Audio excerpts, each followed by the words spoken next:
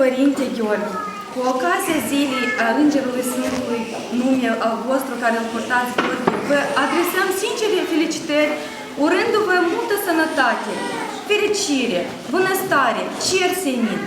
Sămânța credinței pe care o avem noi și toți oamenii ce vin la biserică, întâmpinarea Domnului, este sădită de dumneavoastră. Avându-vă alături, socotim că suntem binecuvântați de Dumnezeu.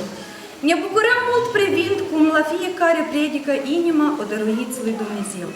Vă mulțumim că ne oferiți învățături înalte, ne dați sfaturi duhovnicești și ne treziți dorința de a ne apropia de Dumnezeu.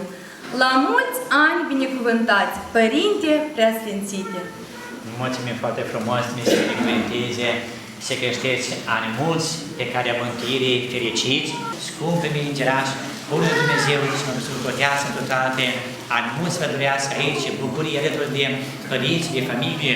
Mulțumim să ne Dimite pentru această frumoasă organizație, pentru vizitare frumoase, pentru darul binecuvântat și floarea aceasta frumoasă, mirismată, acolo sus, în Părția Sfântă Dumnezeu și cum Arhanghelul Gabriel a dus Macedonului, practicând frumoasă albă, așa și voi, scumpii mei îngerași, cu toată familia noastră, să puteți mirosa mirosul frumos, parcură din grădina Raiului, a fericirii, acolo sus, în partea drumului cea sfântă.